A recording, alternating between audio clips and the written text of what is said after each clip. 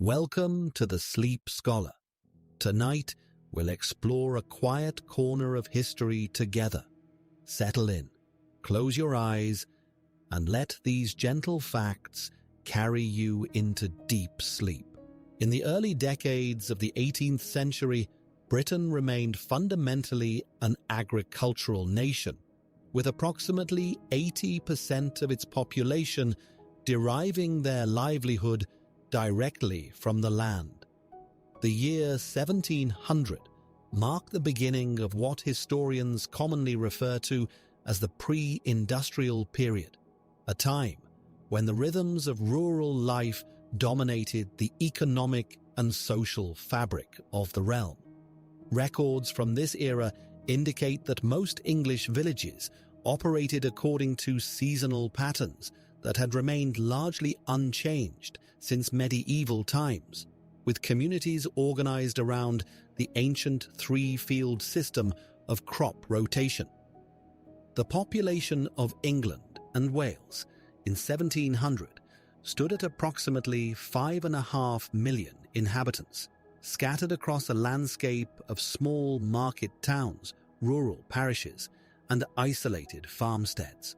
London, by far the largest urban centre, housed roughly 575,000 residents, while the next largest cities, Norwich and Bristol, contained fewer than 30,000 souls each. It is said that a traveller could walk from one end of most English counties to the other and encounter nothing but agricultural settlements, mill villages, and the occasional manor house surrounded by its attendant fields. The agricultural foundations of early 18th century Britain rested upon systems of land tenure that had evolved over centuries of feudal and post-feudal development. Historians believe that approximately 60% of cultivated land remained under the control of great landowners who leased their holdings to tenant farmers operating under various arrangements of rent and obligation. The remaining agricultural land was distributed among yeoman farmers who held their properties in freehold, though even these supposedly independent cultivators often found themselves economically dependent upon larger landowners for access to markets and credit. The three-field system, which dominated agricultural practice across much of England in 1700, represented a method of land use that prioritized sustainability over maximum productivity. Under this arrangement, arable land was divided into three large fields, with one planted in winter crops such as wheat or rye, another in spring crops like barley or oats, and the third left fallow to restore soil fertility. This rotation cycle, repeated annually, ensured that soil nutrients were not completely depleted, though it also meant that 1/3 of cultivable land remained unproductive each year. Agricultural historians note that this system had served English farming communities adequately for generations, providing subsistence for rural populations while generating modest surpluses for urban markets. The typical English village of the early 1700s contained between 50 and 200 inhabitants, most of whom participated in some form of agricultural labor. Village life centered around the parish church, the manor house if one existed, and perhaps a small marketplace where local farmers could sell surplus produce. Records indicate that most villagers lived in simple cottages constructed of local materials, with thatched roofs, small windows, and earthen floors.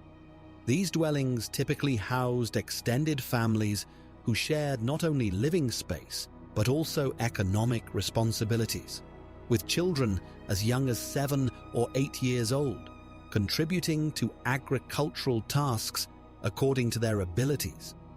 The agricultural calendar determined the rhythm of rural existence with inexorable precision. Spring brought ploughing and sowing, activities that required the coordinated effort of entire communities. Summer meant tending crops, haymaking, and the constant labor of weeding and pest control. Autumn harvest time demanded intensive work from every available hand, as communities rushed to gather grain before the onset of winter weather. The winter months, though less demanding in terms of field work, were occupied with threshing, equipment repair, and the processing of animal products such as wool and leather. Livestock played a crucial role in the agricultural economy of pre-industrial Britain, providing not only meat and dairy products, but also the motive power necessary for cultivation. Oxen remained the preferred draft animals in many regions, valued for their strength and endurance, though horses were increasingly utilized by farmers who could afford their higher maintenance costs.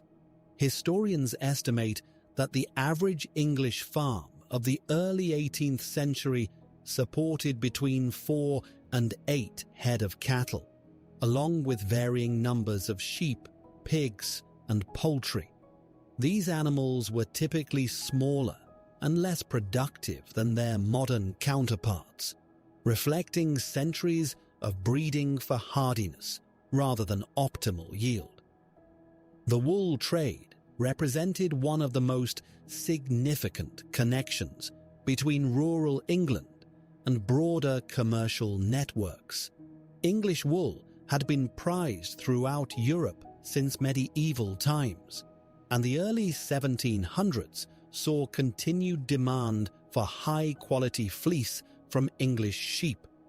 Records from Yorkshire, Lincolnshire, and the Cotswolds indicate that wool merchants travelled regular circuits through rural districts, purchasing raw wool from farmers and arranging for its transport to processing centres in towns such as Norwich, Exeter, and Wakefield.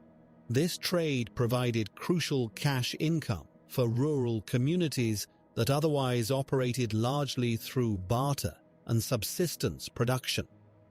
Agricultural techniques in early 18th century England reflected accumulated wisdom passed down through generations of farming families.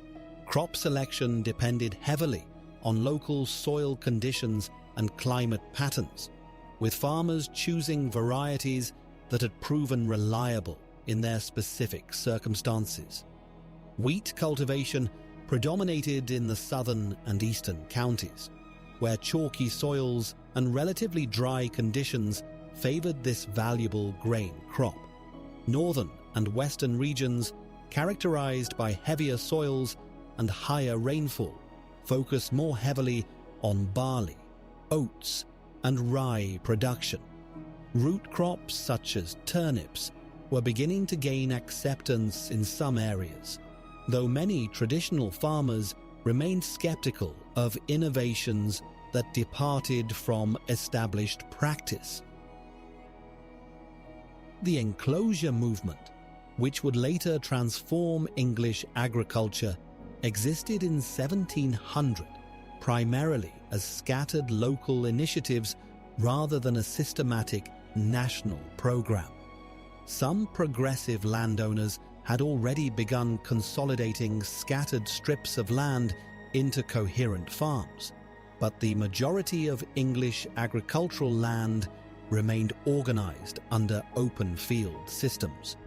These traditional arrangements allowed individual farmers to cultivate multiple small plots distributed throughout the village lands, a system that provided some insurance against localized crop failures, but also limited opportunities for agricultural innovation and improvement.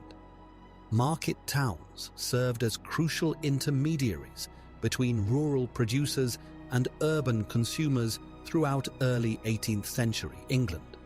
Towns such as Hertford, Stamford, and Marlborough hosted weekly markets where local farmers could sell grain, livestock, and other agricultural products. These markets operated according to ancient customs and regulations, with designated areas for different types of goods and established procedures for price negotiation. Historical records indicate that most agricultural produce traveled no more than 15 or 20 miles from its point of origin to its final consumer, reflecting the limitations of contemporary transportation systems. Transportation infrastructure in 1700 remained primitive by later standards, consisting primarily of ancient roads that became nearly impassable during periods of heavy rain or snow. The Roman road network still provided the backbone of long-distance travel, but centuries of inadequate maintenance had left many formerly excellent routes in deplorable condition. River transport offered more reliable alternatives where geographic conditions permitted, with rivers such as the Thames, Severn, and Trent carrying agricultural products from rural areas to urban markets. Historians note that water transport costs typically ran significantly lower than overland carriage, making river access a valuable asset for agricultural communities. Social stratification in rural England reflected centuries of hierarchical development, with clear distinctions between landowners, tenant farmers, and agricultural labourers. The landed gentry, numbering perhaps 15,000 families nationwide, controlled vast estates and wielded considerable political influence through their positions as justices of the peace and members of parliament. Below them, in the social hierarchy, stood the yeomanry, independent farmers who owned their land but lacked the extensive holdings and political power of the gentry. Tenant farmers occupied a middle position, enjoying some security through their lease agreements but remaining ultimately dependent upon landlord approval for their continued prosperity. Agricultural labourers constituted the largest single group within rural society, working for wages that were typically paid partly in money and partly in kind. These workers often lived in tied cottages provided by their employers, creating relationships of dependence that extended beyond mere employment. Seasonal variations in agricultural labor demand meant that many rural workers faced periods of reduced income during winter months, leading to various expedients such as cottage industries, temporary migration to areas with different agricultural cycles, or reliance on poor relief administered through parish authorities. The role of women in agricultural society encompassed both domestic responsibilities and direct participation in farming activities. Women typically managed poultry flocks, maintained kitchen gardens, processed dairy products, and supervised the preservation of food for winter consumption. During harvest periods, entire families worked together in the fields, with women and children performing tasks such as gleaning, stock-making, and grain winnowing. Historians believe that women's economic contributions were essential to the survival of most rural households, though their work was often regarded as supplementary to male-dominated activities such as ploughing and livestock management. Religious life provided another unifying element in rural communities, with the established Church of England maintaining a presence in virtually every English parish. Parish churches served not only as centres of worship, but also as locations for community meetings, record-keeping, and the administration of poor relief. The parish vestry, composed of local property owners, exercised considerable authority over local affairs, including the maintenance of roads and bridges, the operation of schools, and the supervision of charitable activities. Church attendance was expected of all community members, regardless of their personal religious convictions, and the church calendar provided a framework for community celebration and observance. Education in rural areas remained rudimentary and inconsistent, with most children receiving only basic instruction in reading and religious doctrine. Some parishes maintained small schools, operated by the local clergyman or a hired teacher, but many rural children received no formal education whatsoever. Literacy rates varied significantly by region and social class, with historians estimating that perhaps 40% of adult males and 20% of adult females could read with some facility by 1700.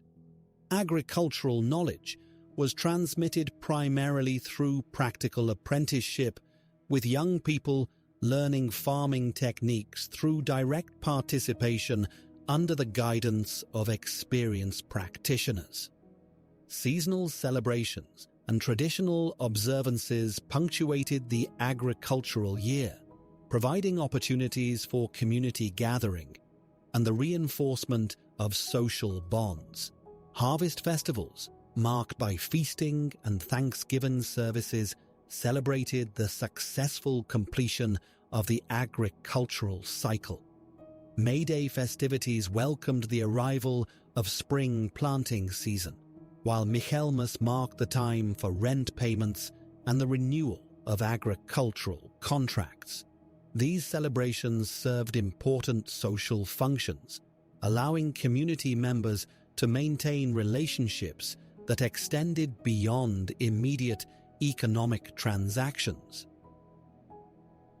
By 1750, subtle changes were beginning to appear in the agricultural landscape of England, though their full significance would not become apparent for several decades. Some progressive landowners were experimenting with new crops and farming techniques, influenced by agricultural writers such as Jethro Tull, whose advocacy of improved cultivation methods was slowly gaining acceptance. The enclosure movement was accelerating in certain regions, as landlords sought to consolidate holdings and implement more efficient farming practices. Population growth was beginning to create pressure on traditional agricultural systems, while expanding urban markets offered new opportunities for commercial farming ventures. These emerging trends would eventually culminate in the dramatic transformations that historians associate with the agricultural revolution. But in 1750, rural England remained recognizably similar to the countryside of 50 years earlier. The vast majority of English people still lived in agricultural communities, following seasonal rhythms and traditional practices that connected them to centuries of rural experience. The foundations of industrial development were being laid during this period, but they remained largely invisible beneath the surface of a society that continued to derive its primary sustenance and identity from the ancient relationship between human communities and the productive capacity of the English soil. The agricultural foundations of English society would, however, soon encounter their first significant challenge from an entirely new source of power that emerged from the practical necessities of mining operations. In the year 1712, approximately 70 years after the conclusion of the English Civil War, a Devonshire ironmonger named Thomas Newcomen successfully erected the first commercially viable atmospheric steam engine at a colliery near Dudley Castle in the West Midlands. This mechanical innovation, while crude by later standards, represented a fundamental departure from the traditional reliance on human muscle, animal strength, water wheels, and windmills that had powered English industry for countless generations. Newcomen's atmospheric engine, as historians have come to designate this apparatus, operated on principles that would have seemed almost mystical to the agricultural labourers working the surrounding countryside. The engine utilized atmospheric pressure acting upon a piston within a cylinder, creating mechanical motion through the condensation of steam that had been generated in a separate boiler. Records from the period indicate that these early engines stood approximately 30 feet in height and consumed enormous quantities of coal to maintain their operation, making them economically viable only in locations where coal could be obtained at minimal cost, primarily at the coal mines themselves, where the engines were employed to pump water from the increasingly deep mine shafts. The technical specifications of Newcomen's engine reveal the limitations that characterized this early phase of steam power development. The cylinder, cast in iron, typically measured between 18 and 24 inches in diameter, with contemporary accounts suggesting that the most effective engines achieved no more than 12 strokes per minute. Each stroke of the piston could lift approximately 10 gallons of water through a vertical distance of approximately 150 feet, though the mechanical efficiency remained remarkably low, with historians estimating that less than 1% of the thermal energy contained in the coal was successfully converted into useful mechanical work. The geographical distribution of Newcomen engines during the subsequent decades followed predictable patterns determined by economic necessity and resource availability. By the year 1725, approximately 13 years after the installation of the first successful engine, records indicate that fewer than 100 such devices operated throughout England, with the vast majority concentrated in the coal fields of Northumberland, Durham, Yorkshire, and the Black Country surrounding Birmingham. The engines found particular application in the tin mines of Cornwall, where the challenge of removing water from depths exceeding 600 feet had previously rendered many potentially productive mines economically unviable. The maintenance and operation of these early steam engines required specialized knowledge that existed nowhere within the traditional craft system that had previously characterized English manufacturing. Engine operators, known as engine men, commanded wages significantly higher than agricultural labourers, typically earning between 15 and 20 shillings per week, compared to the 8 or 9 shillings earned by farm workers. These enginemen developed an intimate understanding of their specific engines, learning to interpret subtle variations in sound, steam pressure, and mechanical rhythm that indicated the need for adjustment or repair. Contemporary accounts from mine operators reveal the persistent unreliability that plagued Newcomen engines throughout their period of dominance. The leather seals that maintained pressure within the cylinder required constant replacement, particularly during summer months when heat and humidity accelerated deterioration.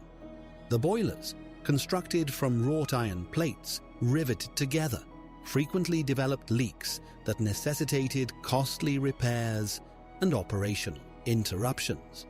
Mine owners regularly budgeted for engine downtime of approximately 20 to 30%, accepting this inefficiency as preferable to the alternative of manually operated pumps that required teams of horses working in continuous rotation. The economic implications of steam-powered pumping extended far beyond the immediate concerns of individual mine operators. The ability to extract water from previously inaccessible depths enabled the exploitation of coal seams that had remained untouched throughout previous centuries.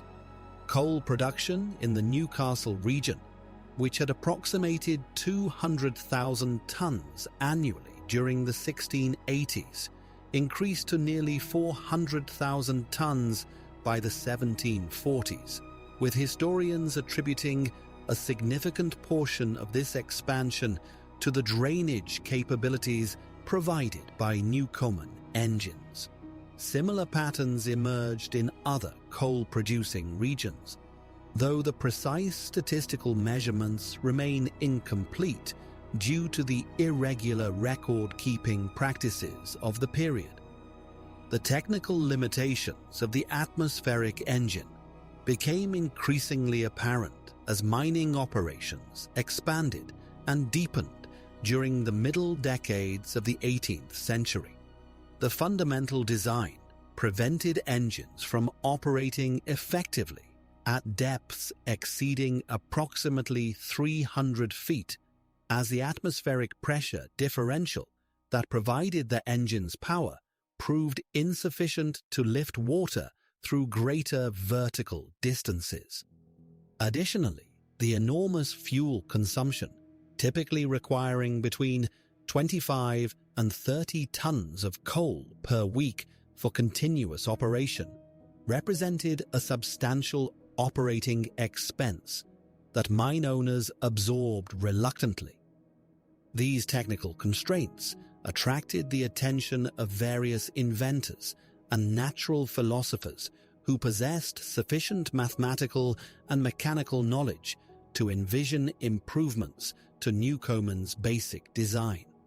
Among these individuals, James Watt, a Scottish instrument maker employed at the University of Glasgow, would ultimately develop modifications that transformed the fundamental character of steam power.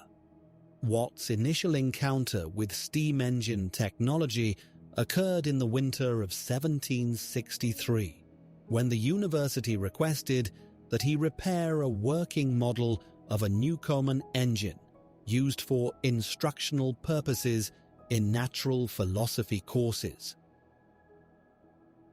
Watt's systematic investigation of the model engine's inefficiencies led him to identify the primary source of energy waste that plagued all atmospheric engines: the repeated heating and cooling of the cylinder, which alternately received hot steam and cold water during each operating cycle, consumed enormous quantities of thermal energy without contributing to useful mechanical work. Watt calculated that approximately 3/4 of the heat generated in the boiler was wasted in this cyclical heating and cooling process, a revelation that suggested substantial opportunities for improvement if alternative methods could be developed. The solution that Watt conceived, though mechanically straightforward, required several years of experimentation and refinement before achieving practical application. By maintaining the cylinder at a constant high temperature and condensing the steam in a separate vessel connected to the cylinder through a valve, Watt's design eliminated the thermal losses associated with repeated heating and cooling. This separate condenser, as the device became known, reduced fuel consumption by approximately 60 to 70% compared to equivalent Newcomen engines, while simultaneously enabling more rapid operation and greater mechanical power output. The development of Watt's improved engine proceeded slowly due to financial constraints and technical challenges that exceeded the resources available to a university instrument maker. The precision required in boring cylinders and fitting pistons demanded manufacturing capabilities that existed in only a few locations throughout England during the 1760s. Watt's partnership with Dr. John Roebuck, who owned ironworks in Scotland, provided initial financial support, but ultimately proved inadequate when Roebuck encountered financial difficulties that threatened the continuation of engine development work. The transformation of Watt's improvements from experimental curiosities into commercially viable products occurred through his association with Matthew Boulton, a Birmingham manufacturer whose Soho works had established a reputation for precision metalworking and innovative manufacturing techniques. Boulton's partnership with Watt, formalized in the year 1775, provided access to skilled craftsmen, advanced machinery, and sufficient capital to overcome the technical obstacles that had previously hindered steam engine improvement. The Boulton and Watt partnership would ultimately revolutionize not only steam power technology, but also the broader patterns of English industrial development. The first commercially successful Watt engine began operation in March 1776 at the Bloomfield Colliery near Birmingham, achieving fuel savings that exceeded the most optimistic predictions, while demonstrating mechanical reliability that surpassed contemporary Newcomen engines. Word of these improvements spread rapidly throughout the mining community, generating orders that exceeded the manufacturing capacity of the Soho works, despite steady expansion of production facilities. By the year 1780, approximately 40 Watt engines operated throughout England, with applications extending beyond mining to include ironworks, textile manufacturing, and flour milling operations. The economic model developed by Boulton and Watt for marketing their improved engines reflected the innovative character that distinguished their technical achievements. Rather than selling engines outright, the partnership typically retained ownership, while charging annual fees calculated as 1/3 of the fuel savings achieved compared to equivalent Newcomen engines. This arrangement reduced the initial capital requirements for potential customers while ensuring substantial long-term profits for the inventors, though it also necessitated careful monitoring of engine performance and fuel consumption at installations throughout England. The geographic expansion of Watt engine installations during the final decades of the 18th century reveals the gradual emergence of industrial patterns that would ultimately transform English society. The concentration of engines in specific regions reflected not only the availability of coal and raw materials, but also the development of supporting industries capable of providing maintenance, repair, and operational services. The Birmingham region, benefiting from Boulton's local presence and expertise, attracted numerous manufacturing enterprises that utilized steam power for metalworking operations previously dependent on water wheels and seasonal stream flow variations. Contemporary observers recognized that these steam-powered installations represented something qualitatively different from traditional English manufacturing. The independence from water power enabled the establishment of large-scale operations in locations determined by transportation access, labor availability, and market proximity, rather than the geographical distribution of suitable streams and rivers. This locational flexibility would prove fundamental to the subsequent development of industrial cities and the concentration of manufacturing activity that characterized the mature Industrial Revolution.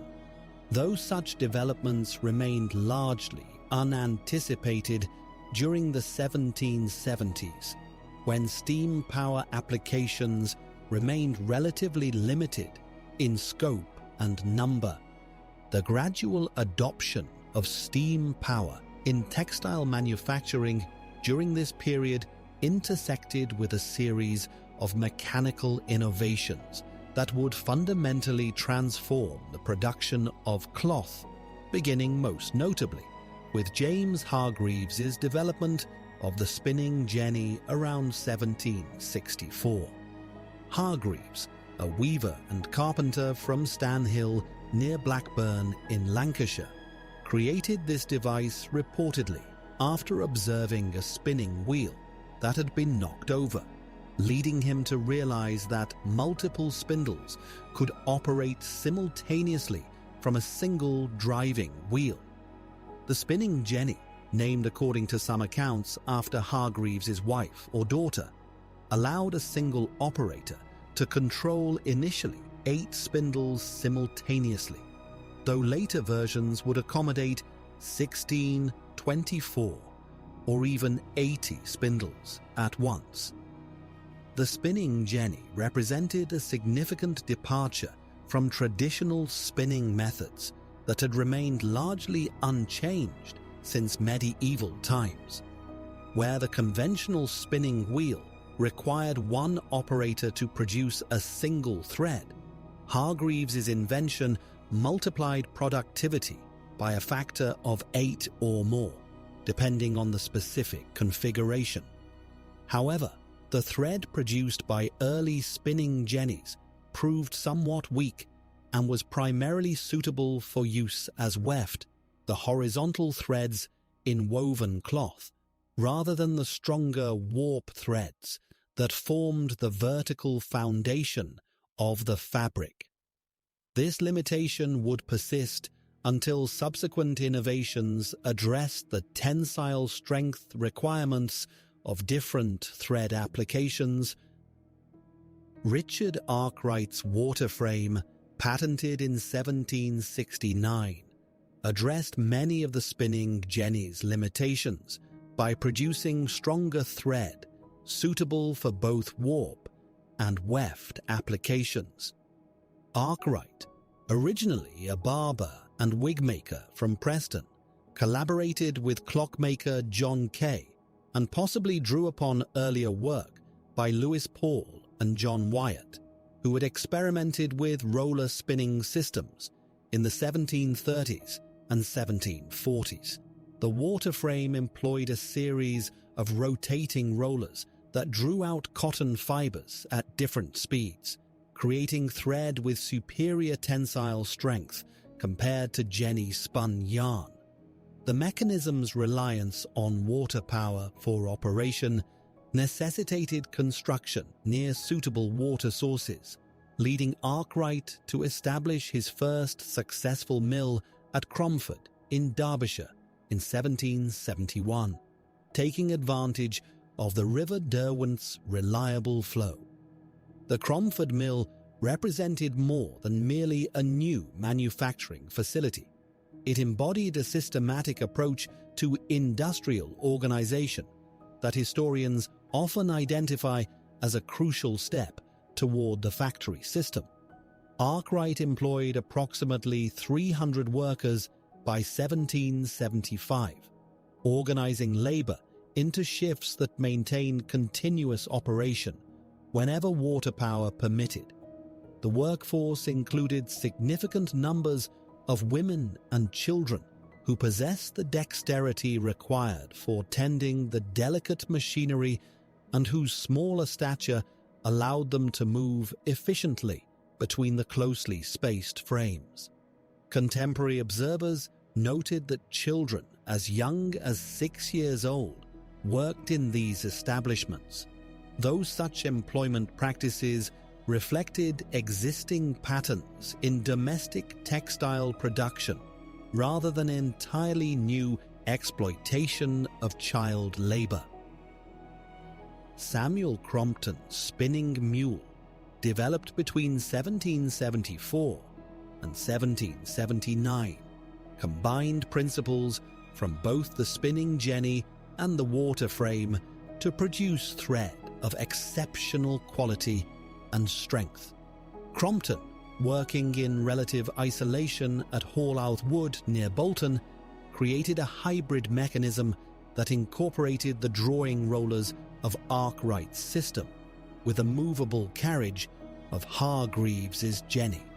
The resulting machine could produce thread fine enough for the highest quality cotton goods, including muslins and other delicate fabrics that had previously been imported from India at considerable expense. The spinning mule's versatility allowed operators to produce various thread weights and qualities by adjusting the machine's settings, providing manufacturers with unprecedented flexibility in responding to market demands. The name mule reflected the hybrid nature of Crompton's invention, combining characteristics of its parent technologies, much as the biological mule represents a cross between horse and donkey. Early mules typically accommodated between 100 and 400 spindles, though larger versions would eventually house over 1,000 spindles under the control of a single skilled operator. The complexity of mule operation required considerable expertise, creating a class of highly skilled spinners whose specialized knowledge commanded relatively high wages compared to other textile workers. These mule spinners would later form the core of early textile trade unions, leveraging their indispensable skills to negotiate improved working conditions and compensation. The rapid proliferation of spinning technology created an imbalance in textile production, as the dramatically increased yarn output overwhelmed traditional weaving capacity. Handloom weavers initially benefited from this situation, as abundant yarn supplies and strong demand for finished cloth drove up piece rates and provided steady employment for skilled weavers throughout the 1770s and early 1780s. Contemporary records indicate that experienced weavers during this period could earn wages comparable to those of skilled craftsmen in other trades, representing a temporary golden age for handloom weaving that would not survive the subsequent mechanization of weaving processes. Edmund Cartwright's power loom, patented in 1785, addressed the bottleneck in weaving capacity that had developed as spinning technology advanced. Cartwright, a Church of England clergyman from Kent with no prior experience in textile manufacturing, reportedly conceived the power loom during a 1784 visit to Richard Arkwright's facilities, where discussions of the weaving shortage inspired him to consider mechanical solutions.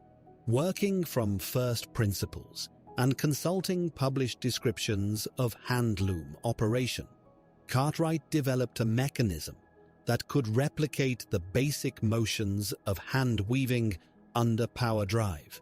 His initial prototype proved crude and inefficient, requiring several years of refinement before achieving practical utility.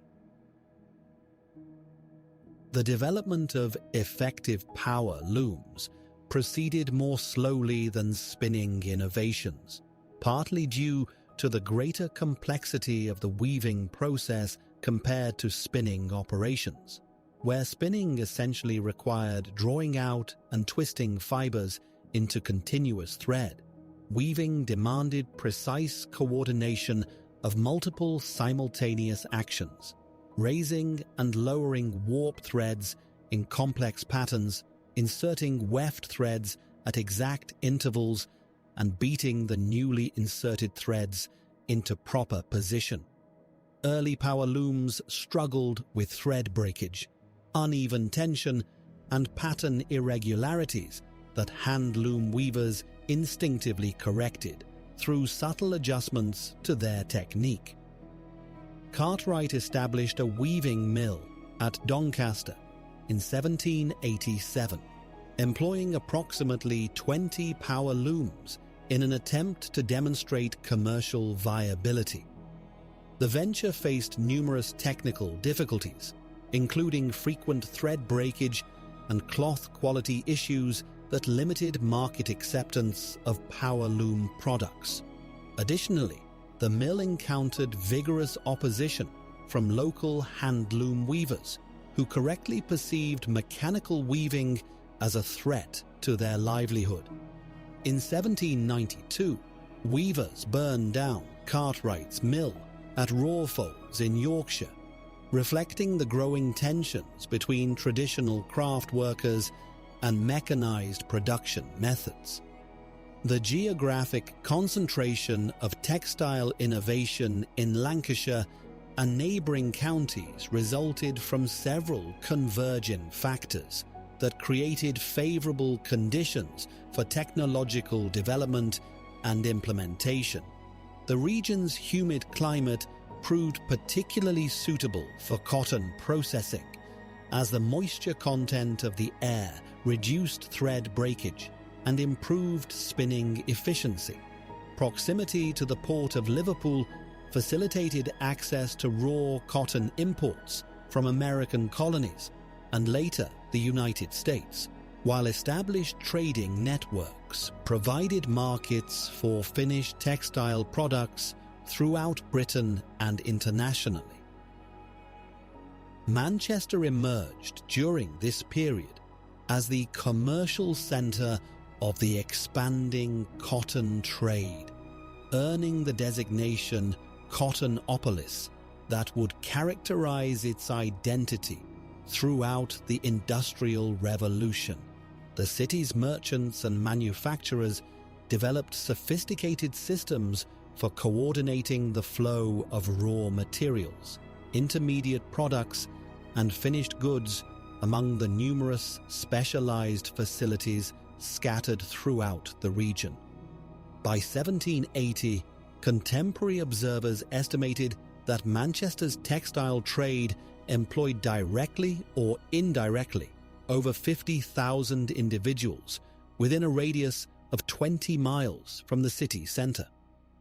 The transition from domestic to factory production proceeded gradually during the 1770s and 1780s, with many manufacturers initially adopting hybrid systems that combined centralized spinning facilities with distributed weaving operations.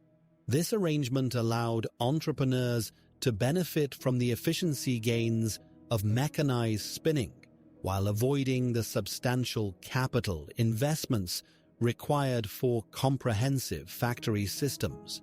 Spinning jenny operations, in particular, often remained located in domestic settings, as the relatively simple jenny mechanism could be accommodated in traditional cottage workshops without extensive facility modifications. Water frame installations, however, necessitated proximity to suitable water power sources and generally required purpose-built facilities designed to accommodate the machinery's spatial requirements and operational characteristics. These early factories typically featured multi-story construction with large windows to maximize natural lighting and substantial floor space to house the long rows of spinning frames. The buildings incorporated features such as reinforced flooring to support machinery weight, efficient internal circulation patterns to facilitate material handling, and worker amenities, including basic sanitation facilities that were often superior to those available in workers' homes. The social implications of factory production became increasingly apparent as the system expanded during the 1780s. Traditional domestic textile production had allowed workers to maintain some control over their schedules, working intensively during certain periods while enjoying relative leisure at other times, according to personal preference and family obligations.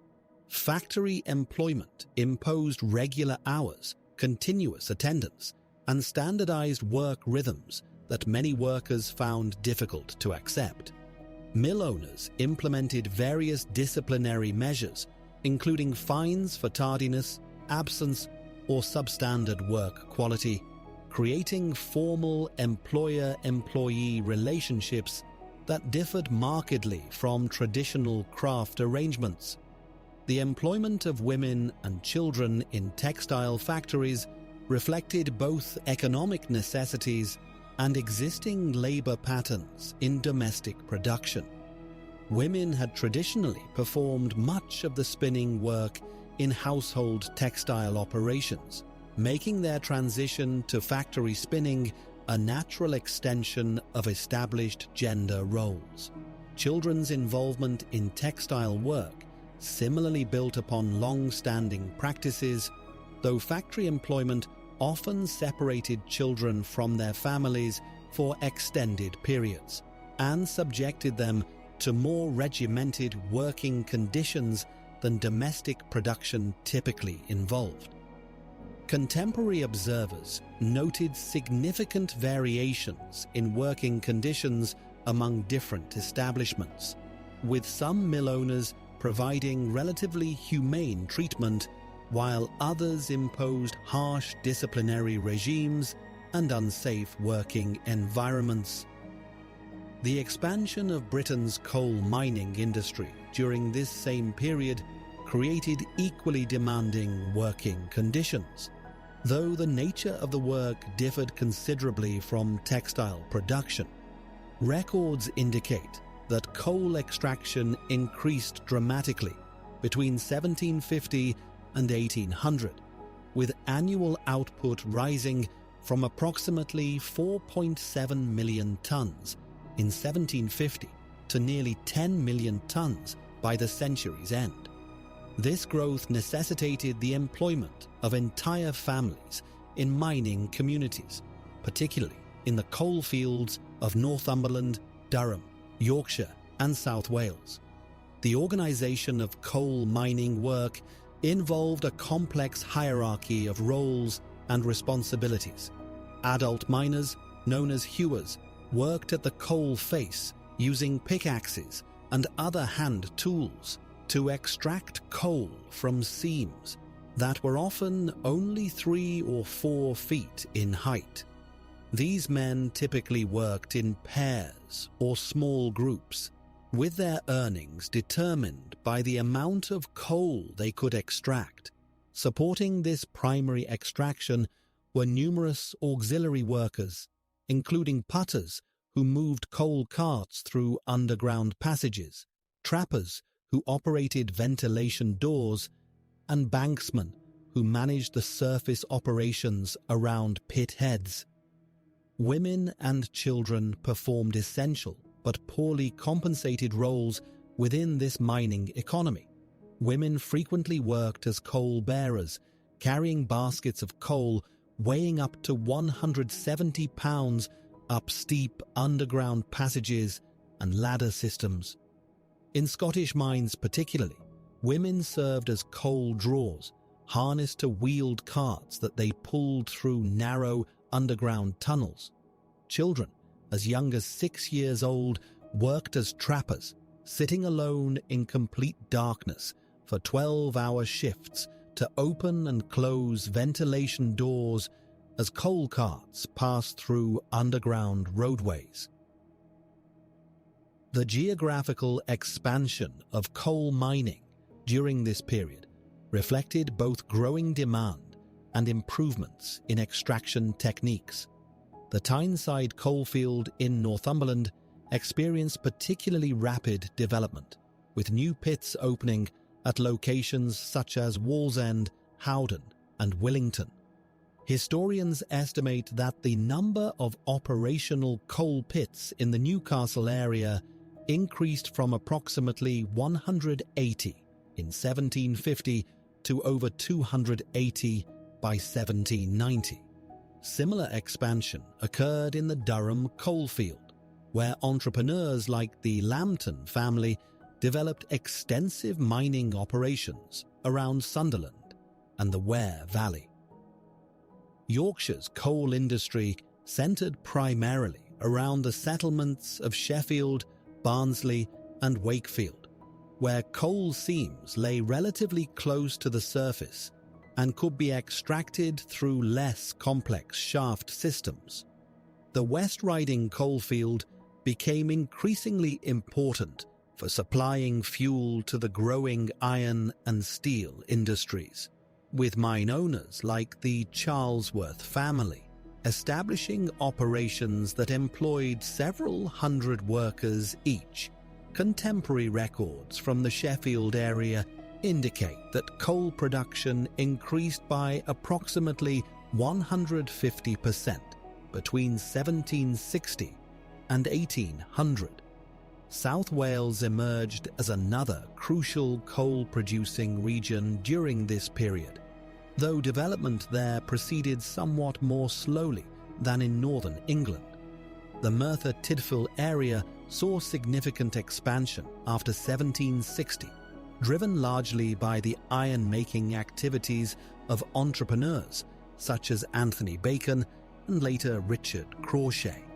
Coal extraction in this region required different techniques due to the geological characteristics of Welsh coal seams, which were often deeper and more difficult to access than those found in northern English coalfields. The transportation of coal from mining areas to centres of consumption represented one of the most significant logistical challenges of this period. Prior to 1750, coal transport relied primarily on pack horses for overland movement and coastal shipping for longer distances.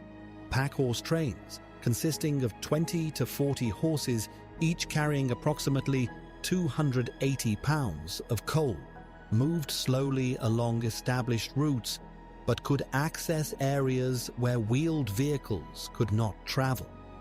The cost of this transportation method often doubled or tripled the price of coal by the time it reached distant markets. River transport offered a more economical alternative where geographical conditions permitted. The River Tyne served as the primary transportation route for Northumberland coal, with specially designed vessels called keels carrying coal from riverside loading points called staiths down to larger ships anchored in deeper water. Records from the Newcastle Coal Vend, the organisation that regulated coal sales from the Tyne, indicate that approximately 400,000 tonnes of coal were shipped annually via this river system by 1750, increasing to over 650,000 tonnes by 1790. The Ware River system similarly served the Durham coalfield. though its narrower channel and more challenging navigation limited the size of vessels that could be employed. Coal owners in this region invested considerable sums in river improvements, including the construction of cuts and the removal of obstacles to navigation. The Lambton family alone spent over £12,000 between 1760 and 1780 on improvements to facilitate coal transport from their Penshaw and Lumley collieries. Canal construction revolutionized coal transportation during the latter half of the 18th century, though the benefits of these improvements developed gradually.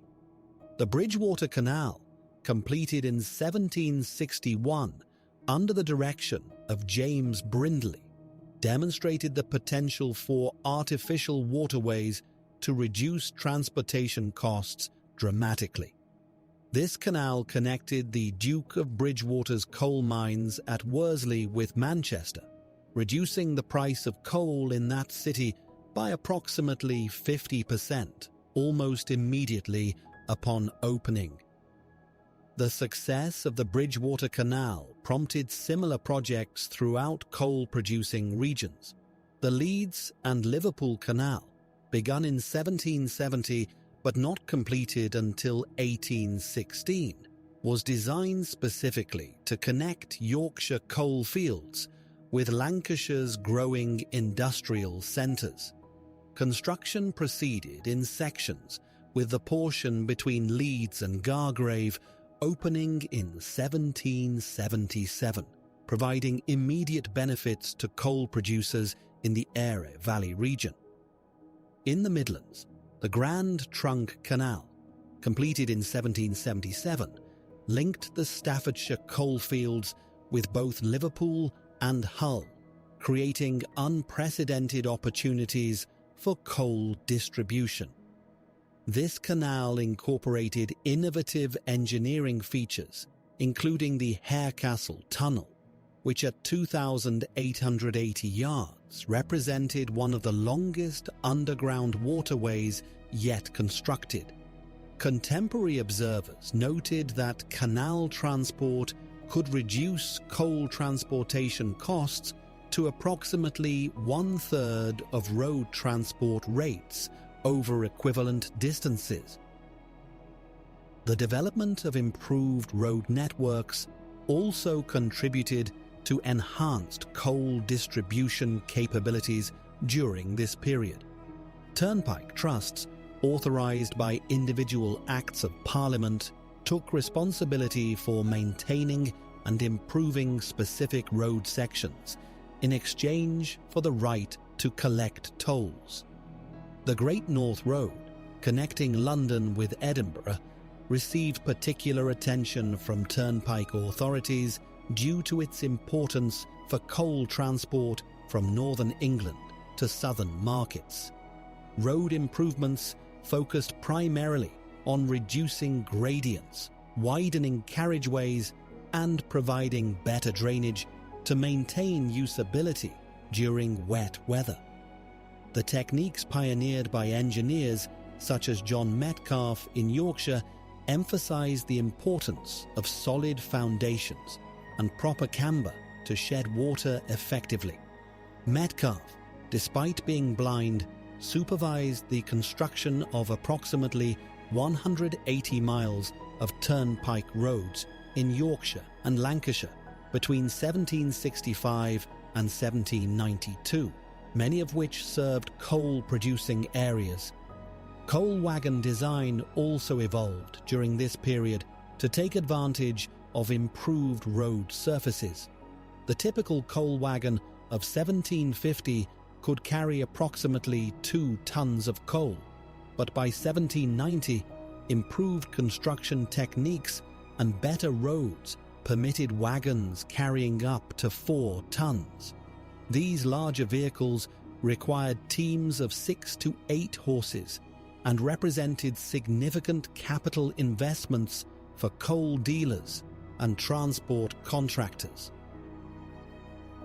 The establishment of regular transportation schedules and routes created new business opportunities and employment patterns within coal-producing regions. Coal factors, who served as intermediaries between mine owners and consumers, established networks of agents and transportation contractors to ensure reliable supply chains. These factors often maintained stocks of coal at strategic locations along transportation routes, enabling them to respond quickly to fluctuations in demand. Wagonways, which were horse-drawn railways using wooden rails, represented another important transportation innovation of this period. The Tanfield Wagonway in County Durham, constructed around 1725 but extensively expanded after 1750, eventually extended over 8 miles and included several impressive bridge structures. The Causey Arch, completed in 1726 as part of this system, stood as the world's longest single-span railway bridge for over 30 years and demonstrated the engineering capabilities that coal transportation demands were fostering. Similar wagonway systems developed around other coalfields, with the Wylam Wagonway west of Newcastle and various lines in the Shropshire coalfield representing significant investments in transportation infrastructure. These early railways typically employed wooden rails reinforced with iron strips, though some later installations used rails cast entirely from iron. The carrying capacity of wagons on these systems often exceeded that of road vehicles, with some coal wagons accommodating 5 or 6 tons of coal. The economic relationships between coal producers, transporters, and consumers became increasingly complex as the industry expanded. Long-term contracts between coal owners and major consumers, such as ironworks or glass manufacturers, provided stability for mining operations while ensuring reliable fuel supplies for industrial processes. These contracts often specified not only quantities and prices, but also coal quality standards and delivery schedules. Regional variations in coal quality created distinct markets and transportation patterns. The coal from Newcastle, known for its excellent burning properties, commanded premium prices in London and other southern markets despite the additional transportation costs involved. Welsh coal, prized for its low sulfur content, became increasingly important for iron production, leading to the development of specialised transportation routes between South Wales and iron-producing regions such as Shropshire and Staffordshire. The seasonal nature of coal demand also influenced transportation planning and infrastructure development. Domestic coal consumption peaked during winter months, creating pressure on transportation systems during periods when weather conditions often made transport most difficult. Coal dealers and factors developed strategies for building inventory during summer months, requiring investment in storage facilities and working capital to finance these seasonal stock accumulations.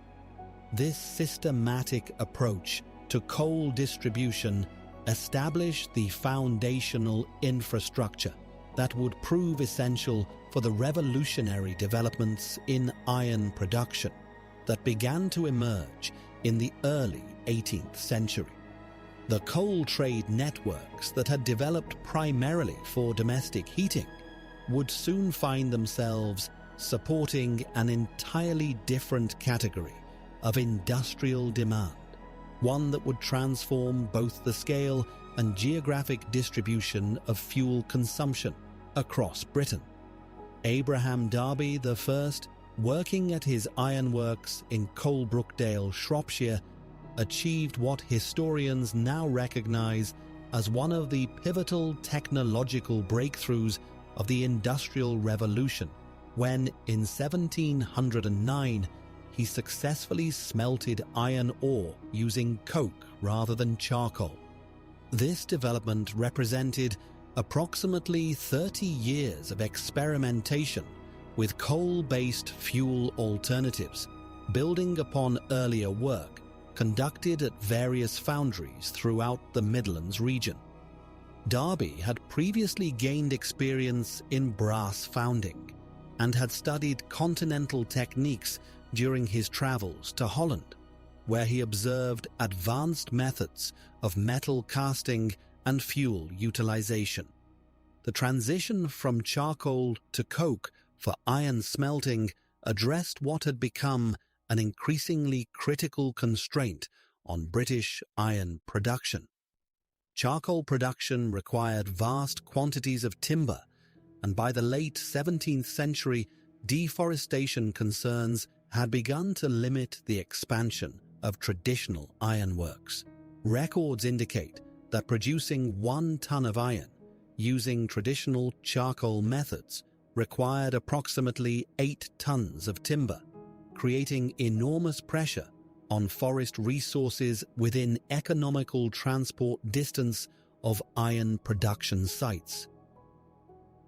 Derby's coke smelting process utilized coal that had been partially combusted in enclosed ovens, driving off volatile compounds and leaving behind a carbon-rich fuel that burned hotter and more consistently than raw coal. The coking process typically required between 24 and 48 hours, depending on the quality of the coal and the desired characteristics of the final product. Archaeological evidence from 18th century coking sites suggests that early practitioners developed sophisticated understanding of airflow management and temperature control, though much of this knowledge remained closely guarded trade secrets within individual ironworks. The initial success at Coalbrookdale remained limited in scope for several decades following Derby's breakthrough.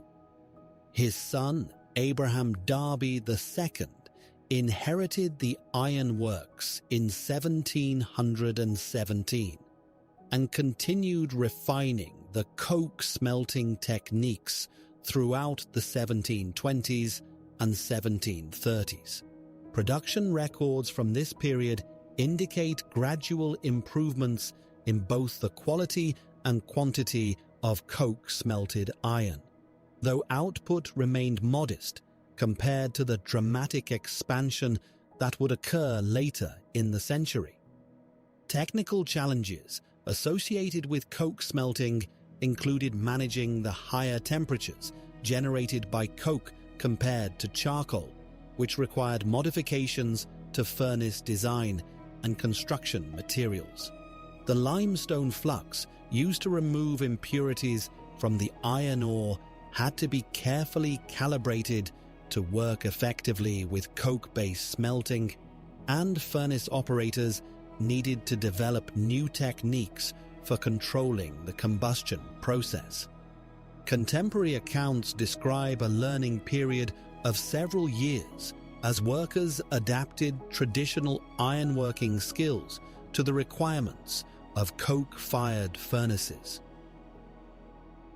The geographic concentration of early coke smelting operations reflected the intersection of coal availability, iron ore deposits, limestone resources, and transportation infrastructure. Shropshire, Staffordshire, and parts of Yorkshire emerged as centres of innovation, with ironmasters in these regions investing substantial capital in experimental furnace designs and fuel preparation facilities. The Coalbrookdale Company, under the direction of the Derby family, established itself as the leading practitioner of coke smelting technology, attracting visitors from across Britain and continental Europe who sought to understand and replicate their methods. Abraham Darby III, who assumed control of the family business in 1750, oversaw the period of most dramatic expansion in coke-based iron production. During his tenure, the Coal-Brookdale Works achieved sufficient scale and consistency to undertake major engineering projects, including the casting of components for the famous Iron Bridge, completed in 1779. This project demonstrated both the technical capabilities of coke-smelted iron and the potential for iron construction on an architectural scale previously impossible with traditional materials and methods. The spread of coke-smelting technology beyond Coal-Brookdale occurred gradually through the 1740s and 1750s, as other iron masters acquired the necessary knowledge and invested in appropriate equipment. The Carron Company, established in 1759 near Falkirk in Scotland, represented one of the most significant early adoptions of Darby's methods outside of Shropshire. Founded by John Roebuck, Samuel Garbett, and William Cadell, Carron Works utilized local coal resources and implemented advanced furnace designs that incorporated continental innovations alongside the basic coke smelting principles developed at Coal-Brookdale.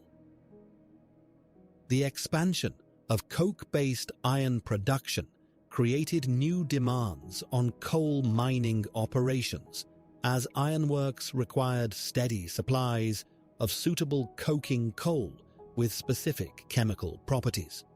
Not all coal deposits proved suitable for coking, leading to the identification of premium coal seams that commanded higher prices in the industrial market. The distinction between household coal and coking coal began to influence mining operations, with some collieries specializing in industrial grades while others focused on domestic heating markets. Transportation networks developed to serve the iron industry required modifications to accommodate the movement of raw materials and finished products that differed significantly from traditional coal distribution patterns. Iron ore, limestone, and coal needed to converge at production sites, while finished iron products required transport to markets that included both traditional blacksmith customers and emerging industrial users. The weight and bulk of these materials made water transport particularly important, leading to investments in canal systems and river improvements throughout iron-producing regions. The quality of iron produced through coke smelting initially raised concerns among traditional users accustomed to charcoal-smelted iron. Early coke-smelted iron contained higher levels of certain impurities, particularly sulfur compounds absorbed from coal during the smelting process. These impurities affected the working properties of the iron, making it more difficult to forge and weld using traditional techniques. Ironworkers and blacksmiths required time to adapt their methods to accommodate the characteristics of coke-smelted iron, contributing to initial market resistance despite the cost advantages. Technological developments in furnace design paralleled improvements in fuel preparation throughout the mid-18th century. Furnace builders experimented with taller blast furnaces that could achieve higher temperatures and process larger volumes of raw materials. The introduction of more powerful water-driven bellows systems enabled better control of airflow and combustion conditions, while improvements in furnace lining materials allowed sustained operation at the higher temperatures associated with coke fuel. The economic implications of coke smelting extended beyond simple fuel cost savings, though these savings were substantial. Historians estimate that coke-smelted iron could be produced at approximately 60 to 70% of the cost of charcoal-smelted iron by the 1760s, assuming adequate supplies of suitable coal. However, the capital investment required for coke-smelting facilities exceeded that needed for traditional charcoal-based operations, creating barriers to adoption that favored established ironworks with access to investment capital. Henry Court's development of the puddling process in the 1770s and 1780s represented the next major advancement in iron production technology. Working at his ironworks in Gosport, Hampshire, Court patented his puddling and rolling process in 1783 and 1784, respectively. The puddling process addressed quality concerns associated with coke-smelted iron by providing a method for removing impurities through a combination of high-temperature treatment and manual manipulation of the molten metal. The puddling process involved melting pig iron in a reverberatory furnace where the fuel and metal were separated, preventing direct contact that could introduce additional impurities. Skilled puddlers used long iron rods to stir the molten metal, encouraging the formation of wrought iron through oxidation and the removal of carbon and other impurities. This manual manipulation required considerable physical strength and technical expertise, as puddlers needed to recognize subtle changes in the appearance and behavior of the molten iron that indicated proper processing. Court's rolling process complemented puddling by providing an efficient method for shaping the refined iron into useful forms. The combination of puddling and rolling enabled the production of high-quality wrought iron bars and sheets that met the demanding requirements of emerging industrial applications. These technological developments occurred during a period of increasing demand for iron products, driven by growth in construction, manufacturing, and infrastructure development throughout Britain. The integration of coke smelting, puddling, and rolling processes created what historians recognize as the foundation of modern iron production methods. By 1784, these technologies had demonstrated their potential for large-scale, cost-effective production of high-quality iron products, setting the stage for the dramatic expansion of iron consumption that would characterize the later phases of the Industrial Revolution. This technological foundation in iron production would prove absolutely essential as Britain entered what many historians consider the most transformative transportation development of the 19th century: the systematic construction of railway networks. The period from 1825 to 1830 represents a crucial juncture in this development, marked by the completion and early operation of two pioneering railway lines that would fundamentally alter both the methodology and public perception of rail transport. The Stockton and Darlington Railway, which commenced operations on September 27, 1825, emerged from the specific economic needs of the Durham coal field. George Stephenson, serving as the line's engineer, had spent considerable time during 1823 and 1824 addressing the technical challenges of constructing a railway across the 25-mile distance between the coal deposits near Darlington and the shipping facilities at Stockton-on-Tees.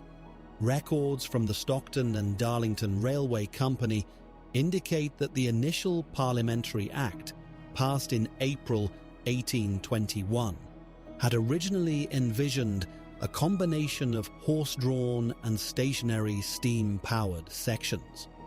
However, Stephenson's advocacy for locomotive-powered transport throughout the entire route represented a significant departure from established practice.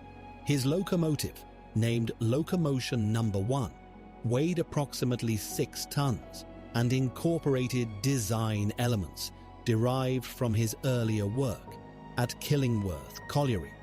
The opening ceremony attracted an estimated 600 to 800 spectators, though contemporary accounts vary regarding the precise number of attendees. The train consisted of the locomotive pulling 6 wagons loaded with coal and flour, followed by a passenger coach carrying the railway company's directors and distinguished guests. The technical specifications of the Stockton and Darlington line reflected the transitional nature of early railway development. The track gauge measured 4 feet 8 1/2 inches, a dimension that Stephenson had adopted from his experience with colliery tramways in Northumberland. This gauge, which historians note was derived from the wheel spacing of Roman chariot wheels, according to some accounts, would eventually become the standard gauge for railways throughout much of the world. The rails themselves were manufactured using the improved iron production methods that had been perfected during the 1780s, with each rail weighing approximately 28 pounds per yard. Construction challenges along the route included the excavation of several substantial cuttings and the construction of multiple bridges. The Skerne Bridge, designed by Stephenson and completed in 1825, spanned the River Skerne using a single arch measuring 65 feet across. Contemporary engineering reports indicate that the bridge incorporated approximately 15,000 bricks and required 6 months to complete. The railway's total construction cost reached approximately £100,000, a figure that exceeded the original estimates by nearly 20%. Daily operations on the Stockton and Darlington Railway during its first year revealed both the potential and limitations of early locomotive technology. Locomotion No. 1 achieved speeds of approximately 8 to 12 miles per hour when pulling loaded wagons, though this varied considerably depending on weather conditions and track maintenance.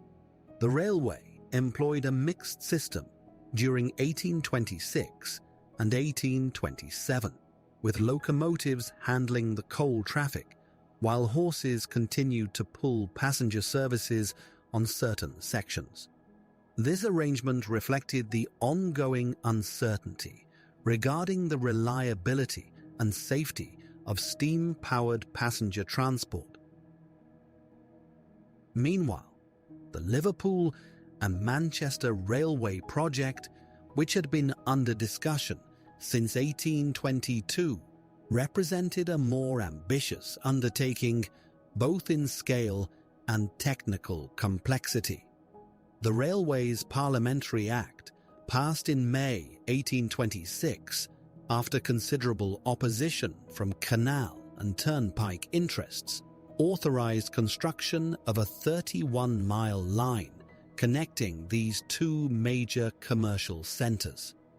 George Stephenson, appointed as chief engineer in 1827, faced significantly more challenging terrain than he had encountered on the Stockton and Darlington route. The most formidable obstacle was Chat Moss, a peat bog extending approximately 12 square miles between Liverpool and Manchester. Engineering surveys conducted during 1827 indicated that the bog's depth varied from 10 to 30 feet, with the underlying solid ground consisting of clay and sand deposits. Stevenson's solution involved the construction of a floating railway foundation using layers of heather, brushwood, and stone. This technique, while ultimately successful, required nearly 18 months to complete and consumed enormous quantities of material. Contemporary accounts from 1828 describe the daily process of laying the foundation across Chat Moss. Workers would deposit cartloads of stone and earth onto the bog's surface, watching as the material gradually sank into the peat. The process continued until sufficient material had been deposited to create a stable foundation capable of supporting the railway's weight. Historians estimate that approximately 10,000 tons of material were required for each mile of track across the bog, making this section the most expensive portion of the entire railway. The Olive Mount cutting, located near Liverpool, presented different but equally significant challenges. This excavation, measuring approximately 2 miles in length and reaching depths of up to 70 feet, required the removal of an estimated 480,000 cubic yards of rock and earth. The work proceeded slowly during 1828 and 1829, as the available excavation techniques relied primarily on manual labor, supplemented by gunpowder blasting. Records indicate that approximately 300 men were employed on the cutting at peak periods, working in shifts to maintain continuous progress. The Sankey Viaduct, spanning the Sankey Brook Valley, represented another significant engineering achievement on the Liverpool and Manchester line. Designed by Stephenson and constructed between 1828 and 1829, the viaduct consisted of 9 arches, each measuring 50 feet in span, reaching a maximum height of 70 feet above the water level. The structure required approximately 25,000 tons of stone, quarried locally and transported to the construction site using temporary tramways. Contemporary engineering journals noted the viaduct's innovative design, which incorporated features intended to minimize the structure's visual impact on the surrounding landscape. The question of locomotive versus stationary engine power for the Liverpool and Manchester Railway remained unresolved throughout much of 1828 and 1829. The railway's directors, uncertain about the reliability of locomotive technology for regular passenger service, initially favored a system of stationary engines positioned at intervals along the route. These engines would have used cables to haul trains up inclined sections, similar to existing arrangements at several collieries and quarries. However, the railway company's decision to hold the Rainhill trials in October 1829 fundamentally altered the trajectory of railway development. The trials, conducted over a straight section of track near Liverpool, established specific performance criteria that competing locomotives would need to meet. Each locomotive was required to haul a load of 20 tons at an average speed of 10 miles per hour over a distance of 70 miles, simulating a complete journey between Liverpool and Manchester, with appropriate stops for water and fuel. 5 locomotives entered the competition, though only 3 completed the full trial requirements.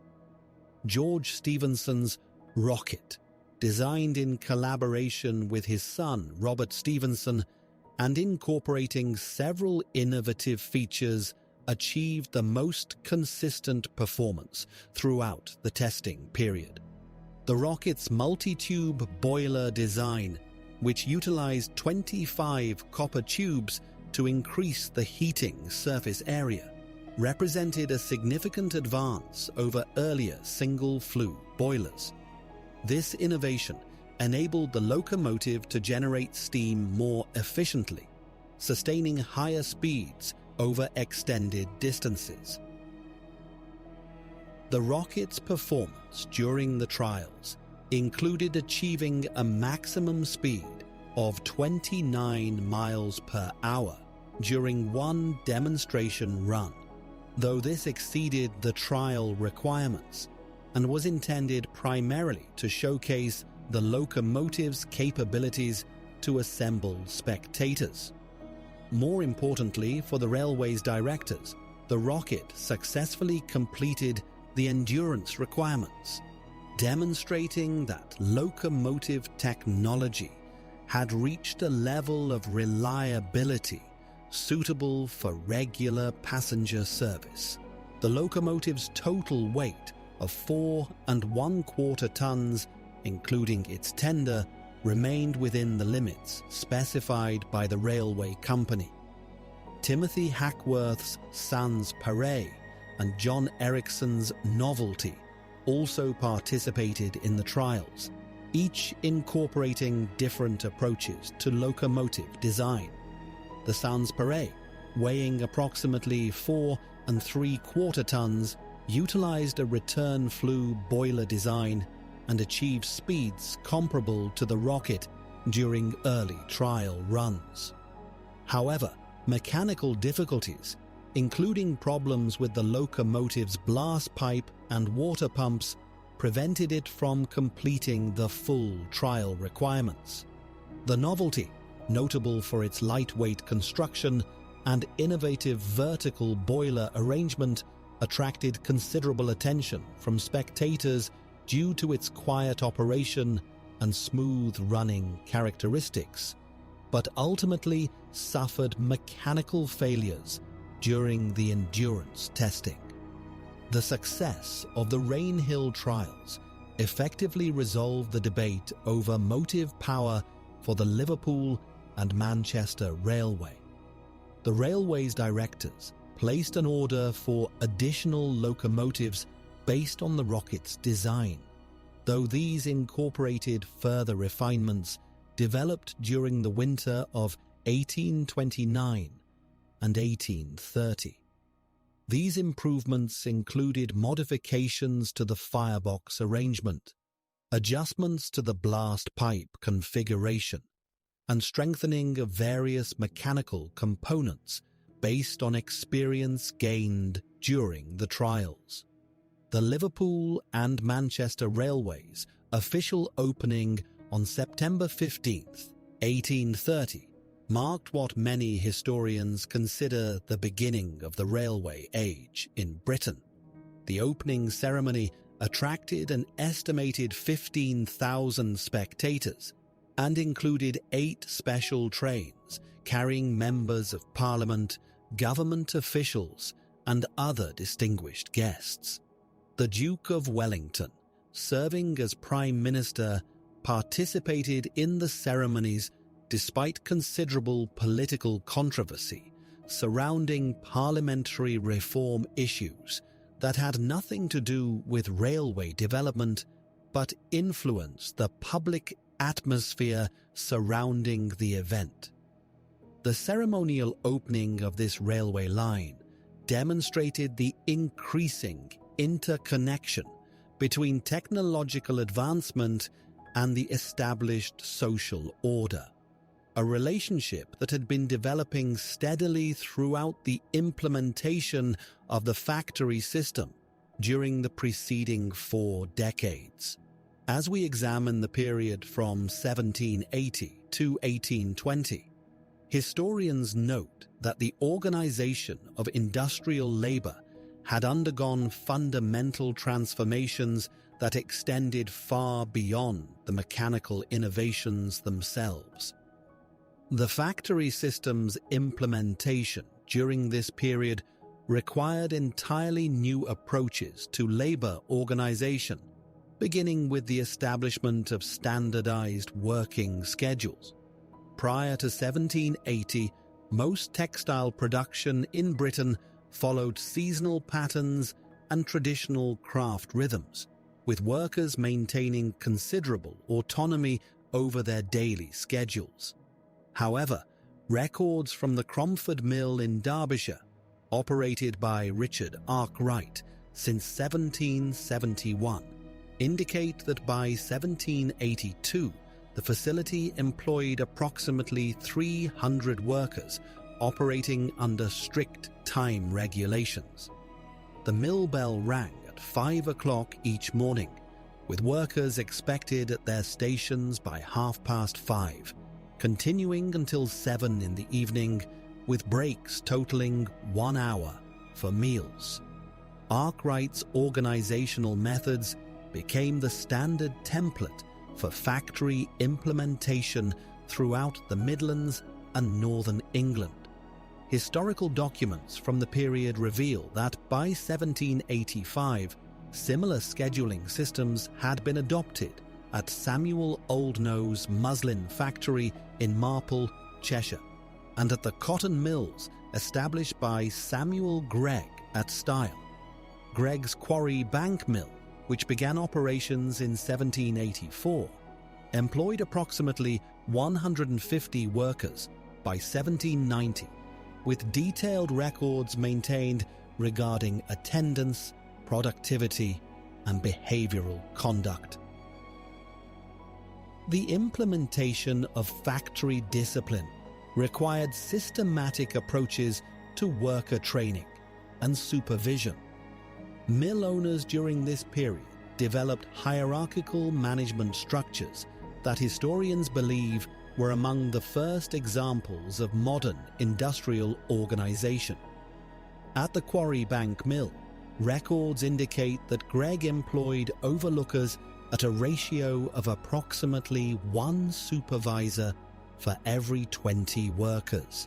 These overlookers, typically experienced textile workers themselves, received wages approximately 30% higher than regular operatives, and were responsible for maintaining production standards and enforcing workplace regulations. The recruitment of factory labor presented considerable challenges during the early implementation period. Traditional agricultural and domestic manufacturing communities initially resisted the regimented nature of factory work. Consequently, mill owners increasingly turned to pauper apprentice systems to secure adequate labor supplies. The parish authorities in London, Manchester, and other urban centres entered into formal agreements with factory owners to transfer children from workhouses to industrial facilities. Records from the Lytton Mill in Derbyshire show that between 1785 and 1795, approximately 200 pauper apprentices were transferred from London parishes to work in the cotton spinning operations. These apprentice systems involved detailed contractual arrangements that historians consider fundamental to early factory labor organization. The standard apprenticeship contract, as exemplified by agreements preserved in the Derbyshire Record Office, bound children typically between the ages of 7 and 14 to work for terms of 7 to 9 years. The mill owners provided basic accommodation, food, and rudimentary education in exchange for labor services. Documentary evidence suggests that by 1800, pauper apprentices comprised approximately 40% of the workforce in water-powered cotton mills throughout the Peak District. The geographic distribution of factory implementation followed patterns directly related to available water power and transportation networks. The Derwent Valley in Derbyshire became particularly significant during this period, with multiple mill complexes established between Matlock and Derby. Jedediah Strutt, son of William Strutt, who had partnered with Richard Arkwright, expanded operations significantly during the 1780s and 1790s. The Strutt mills at Belper employed approximately 400 workers by 1795, while their facility at Milford housed an additional 200 operatives. Similar concentrations developed in the Pennine valleys of Yorkshire and Lancashire. The Erie and Calder rivers provided water power for numerous mill complexes, including the establishment operated by Benjamin Gott in Leeds, which by 1800 employed approximately 800 workers in wool processing and cloth finishing. Gott's factory, known as Bean Ing Mill, represented one of the largest integrated textile operations of the period, incorporating multiple stages of production under unified management and systematic labor organization. The implementation of factory systems in Scotland followed somewhat different patterns, largely due to variations in land tenure and population distribution. David Dale's cotton mills at New Lanark, established in partnership with Richard Arkwright in 1785, employed approximately 1,500 workers by 1795.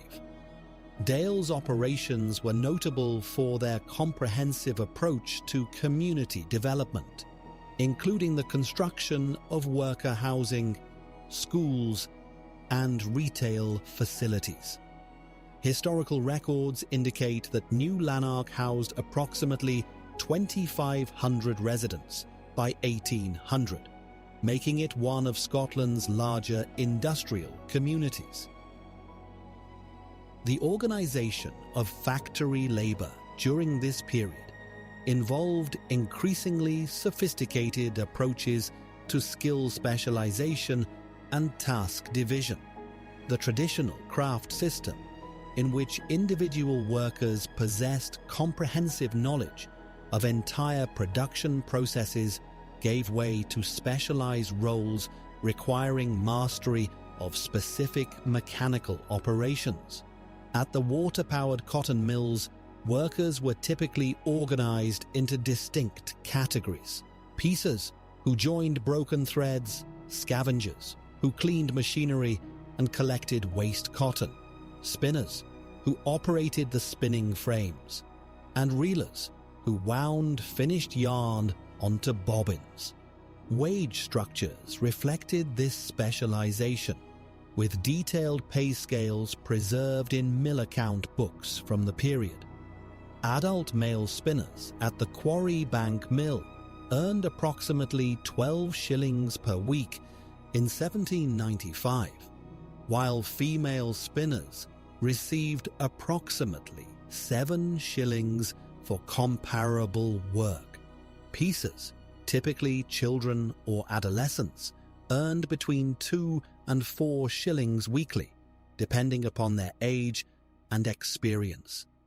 These wage differentials became standardized throughout the textile industry, contributing to the development of distinct occupational hierarchies within factory systems. The implementation of quality control measures represented another significant aspect of factory labor organization during this period. Mill owners developed systematic inspection procedures to maintain product standards and identify defective work. The Strutt mills at Belper maintained detailed records of fabric quality, with individual workers held accountable for defects in their assigned production areas. Workers whose output failed to meet established standards faced wage deductions or potential dismissal, creating economic incentives for consistent performance. Labor disputes during the early factory period typically centered on working conditions, wage rates, and the pace of technological change. The introduction of power looms in cotton weaving during the 1790s generated considerable resistance from handloom weavers, who viewed mechanical weaving as a threat to their traditional livelihoods. Records indicate that approximately 40,000 handloom weavers were active in Lancashire and Yorkshire in 1800, earning piece rates that averaged between 15 and 18 shillings weekly for skilled work.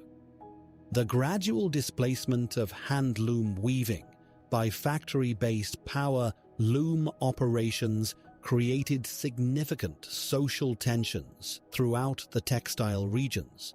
Historical documents describe numerous incidents of machine breaking and workplace sabotage during the period from 1800 to 1815.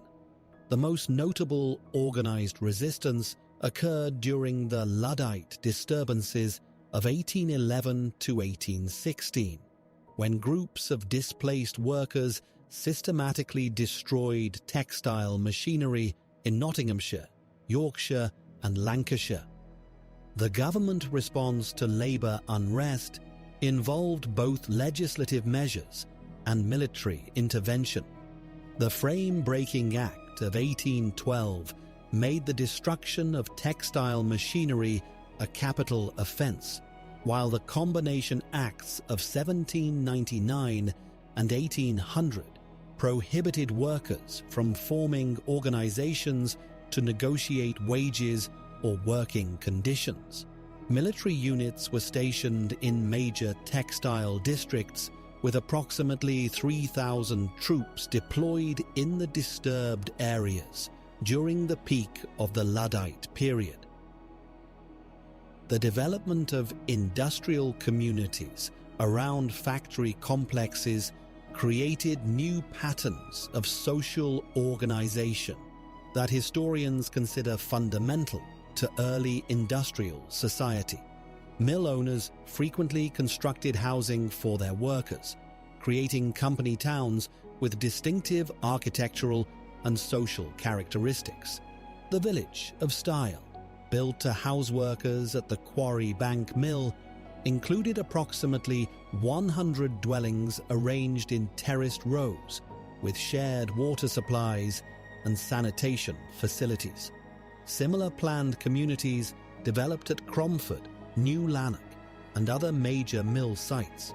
These industrial communities typically included provision for education, religious worship, and retail commerce, all under the direct or indirect control of the mill owners.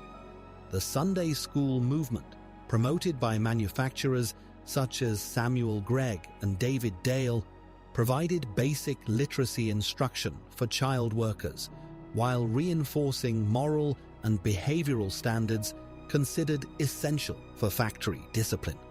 Records indicate that by 1815, approximately 80% of textile mill communities maintained some form of educational provision for young workers. The factory system's implementation during this period established organizational patterns and labor relations that would influence industrial development throughout the 19th century. The systematic division of labor, hierarchical management structures, and time-disciplined work schedules pioneered in the early textile mills became standard features of manufacturing operations across multiple industries. Contemporary observers, including political economists such as Adam Smith and later commentators like Andrew Ure, recognized that these organizational innovations represented changes of fundamental significance to British economic and social development, changes that would continue to evolve as the industrial transformation expanded beyond its textile origins into other sectors of manufacturing and production. These organizational transformations in manufacturing naturally required substantial financial resources and new mechanisms for capital formation that would prove equally revolutionary in their impact on British society. The traditional methods of financing commercial ventures, which had served adequately for agricultural and mercantile enterprises throughout the 17th and early 18th centuries, proved increasingly inadequate for the massive capital investments demanded by industrial machinery, factory construction, and the complex supply chains that emerged during this period of unprecedented economic transformation. The banking system that existed in Britain around 1750 consisted primarily of goldsmith bankers in London, who had evolved from their medieval origins as keepers of precious metals into rudimentary financial intermediaries, and a scattered network of country banks that served local agricultural communities with basic credit and currency exchange services. Records from the Bank of England, established in 1694, indicate that the institution's primary functions remained focused on government finance and the management of national debt, rather than the provision of capital for private industrial ventures. The total number of country banks in England and Wales is estimated by historians to have been fewer than 12 in 1750, a figure that would prove woefully inadequate for the financing needs that would emerge over the subsequent century. The earliest industrial entrepreneurs, including figures such as Richard Arkwright and Josiah Wedgwood, initially relied heavily on personal savings, family connections, and partnerships with existing merchants who possessed accumulated capital from previous commercial activities. Arkwright, whose water frame technology revolutionized cotton spinning, is believed to have financed his initial ventures through a combination of personal resources and partnerships with Jedediah Strutt, a successful hosiery manufacturer, and Samuel Need, a Nottingham businessman. Contemporary records suggest that Arkwright's first water-powered mill at Cromford, established in 1771, required an initial investment of approximately £3,000, a substantial sum that represented several decades of income for most skilled craftsmen of the period. As industrial ventures grew in scale and complexity throughout the 1770s and 1780s, the limitations of these informal financing arrangements became increasingly apparent to both entrepreneurs and existing financial institutions. The iron industry, in particular, demanded capital investments that far exceeded the resources available through traditional partnership arrangements. Abraham Darby III's construction of the Iron Bridge at Colebrookdale, completed in 1779, required an investment of approximately £6,000, while the expansion of ironworks to meet growing demand for rails, machinery components, and construction materials necessitated ongoing capital commitments that strained existing financial networks. The response to these financing challenges manifested itself in the rapid proliferation of country banks throughout the final decades of the 18th century. Historians estimate that the number of such institutions grew from fewer than 20 in 1750 to approximately 120 by 1784, reaching nearly 300 by 1797. These banks, typically established by successful merchants, industrialists, or landed proprietors, served the dual function of providing local currency through their note-issuing privileges and channeling accumulated savings toward productive industrial investments within their regional spheres of operation. Notable among these early industrial banks was Smith, Payne and Smith's, established in London in 1758, which developed particular expertise in financing brewery operations and later expanded into manufacturing ventures. Urban development during this period proceeded largely without coordinated planning or municipal oversight, as local government structures had not evolved to address the challenges of rapid industrialization. Manchester, despite its size and economic importance, remained technically a township within the parish of Manchester until 1838, when it was finally incorporated as a borough. This lack of formal municipal authority meant that essential services such as water supply, sewage disposal, and street maintenance developed haphazardly through private initiatives or remained entirely absent in many districts.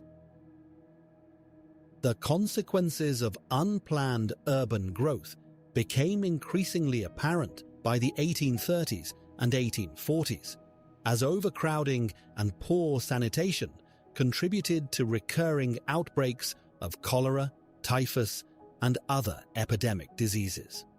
The cholera epidemic of 1832 killed approximately 674 people in Manchester and highlighted the connection between urban living conditions and public health.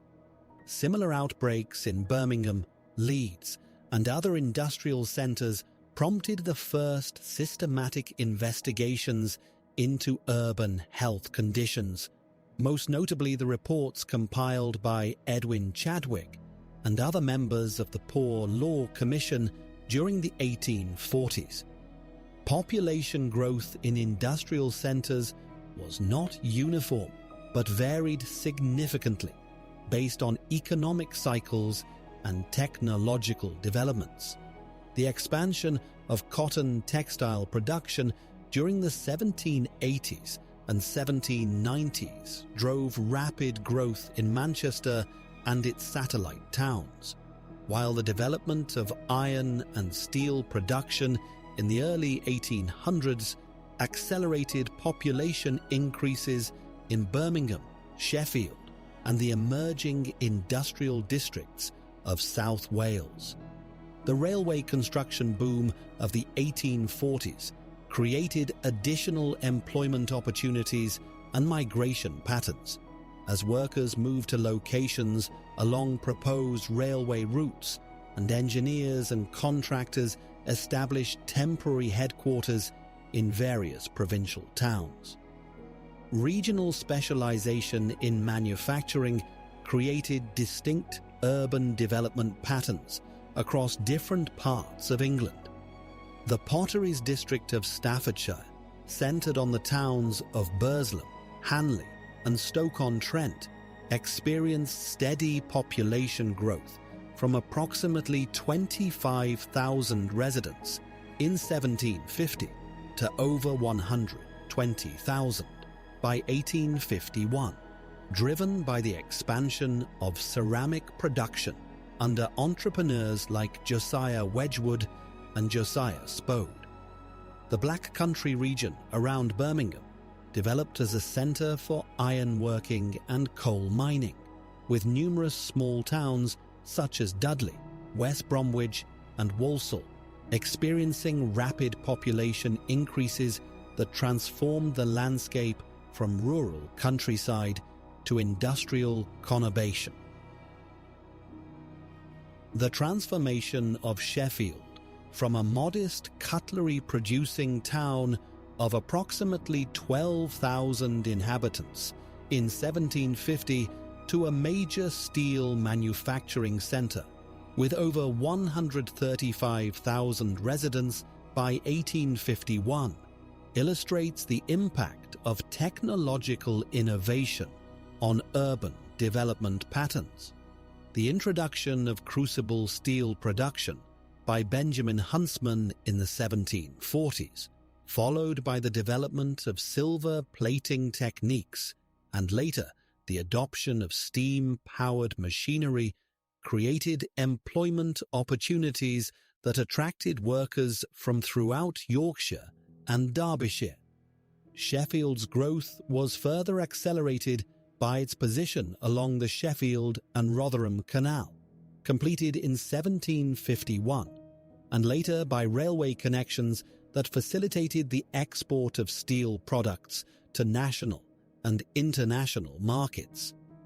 The cotton textile districts of Lancashire developed a distinctive settlement pattern characterized by numerous smaller mill towns rather than concentration in a single dominant centre. Towns such as Rochdale, Bury, Bolton and Preston each developed specialised functions within the broader textile manufacturing system, with Rochdale focusing on flannel production, Bolton specialising in fine cotton spinning, and Preston becoming a major weaving centre.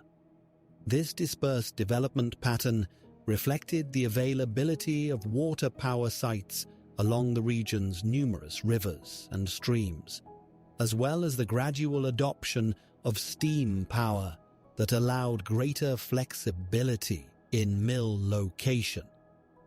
Housing development in these expanding industrial towns reflected both the urgent need for worker accommodation and the profit-maximizing objectives of property developers and factory owners. Jethro Tull's seed drill, although invented in 1701, gained widespread adoption during the agricultural revolution as manufacturing capabilities improved and costs decreased. The drill planted seeds in precise rows at optimal depths, reducing seed waste by approximately 50% while producing more uniform crop stands. By 1800, historians estimate that seed drills were in use on roughly 15% of English farms, with adoption rates reaching nearly 40% in the most progressive agricultural regions by 1840. The horse-drawn hoe, also developed by Tull, allowed for more efficient cultivation between crop rows, reducing labour requirements while improving weed control. The relationship between agricultural improvement and industrial development became particularly evident in the growth of agricultural implement manufacturing. The firm of Ransomes of Ipswich, established in 1789, specialised in producing cast-iron ploughshares that were significantly more durable than traditional wooden implements. Their tempering process, patented in 1803, created ploughshares that could maintain sharp edges through extensive use while resisting breakage in rocky soils. By 1840, Ransomes employed over 800 workers and exported agricultural implements throughout Europe and to British colonies overseas. Crop specialisation emerged as transportation improvements made it economically viable for regions to focus on their most productive agricultural activities. The Yorkshire Dales increasingly concentrated on livestock raising, particularly sheep for wool production, while importing grain from more suitable growing regions. East Anglia specialised in grain production, with large estates in Norfolk and Suffolk, achieving wheat yields of 30 to 35 bushels per acre by 1840, compared to typical yields of 15 to 20 bushels per acre earlier in the century. Market gardening developed around major cities, with areas within 20 miles of London dedicating increasing acreage to vegetables, fruits, and dairy products for urban consumption. The potato, introduced to Britain during the 16th century, but not widely cultivated until the agricultural revolution, became an increasingly important food crop that supported larger populations on smaller amounts of land. Agricultural surveys from the 1790s indicate that potato cultivation had expanded to approximately 200,000 acres in England, with particularly heavy concentrations in Lancashire and Yorkshire. A single acre of potatoes could provide nutrition equivalent to approximately 3 acres of grain, making this crop particularly valuable for feeding growing industrial populations. However, the dependence on potatoes also created vulnerabilities, as demonstrated by periodic crop failures, most notably the devastating potato blight that affected Ireland beginning in 1845. Drainage projects undertaken during this period brought millions of acres of previously unusable land into agricultural production. The draining of the fens in Lincolnshire and Cambridgeshire, largely completed between 1760 and 1820, created approximately 300,000 acres of highly fertile farmland from previously marshy and flood-prone areas.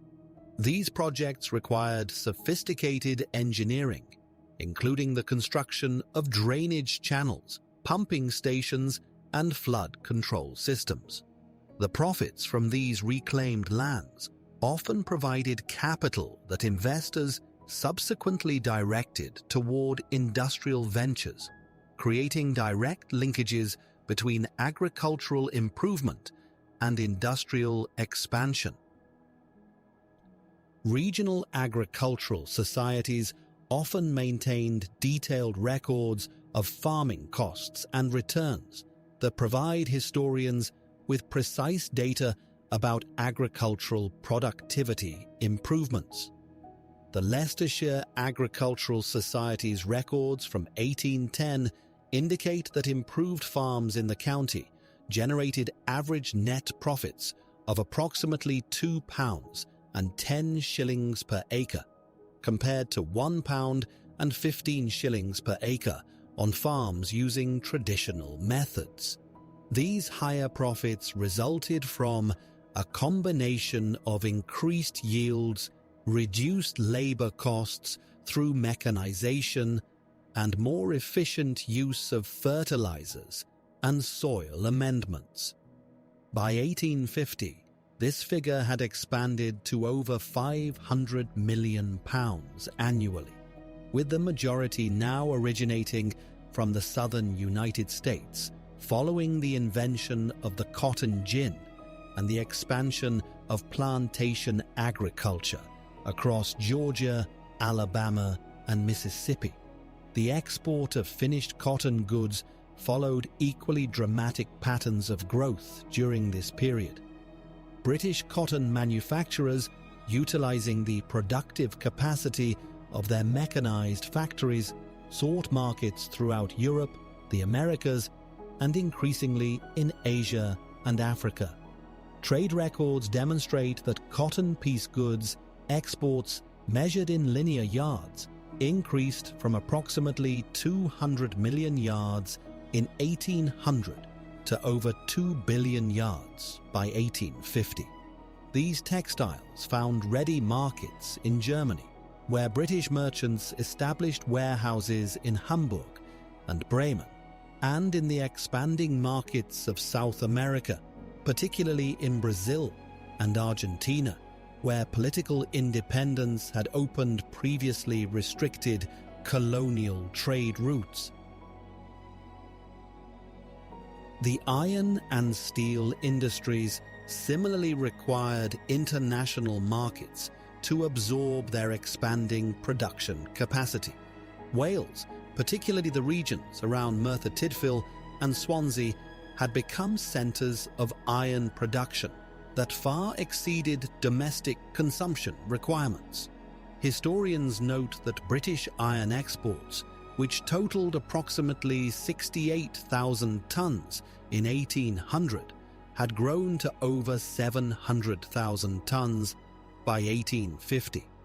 These exports supplied railroad construction projects across continental Europe, with significant shipments documented to France for the Paris-Rouen railway line, completed in 1843, and to the German states for the construction of the Berlin-Potsdam line and other early railway ventures. The expansion of British maritime trade required corresponding developments in shipping and port infrastructure. Liverpool, which had been a relatively modest provincial port in the mid-18th century, emerged as Britain's second-largest commercial centre after London by the 1820s. Port records indicate that Liverpool's tonnage handled increased from approximately 450,000 tonnes in 1800 to over 4 million tonnes by 1850. The construction of additional dock facilities, including the King's Dock, opened in 1821 and the Queen's Dock, completed in 1845, reflected the city's growing importance in facilitating trade with the Americas and the expanding British colonial empire.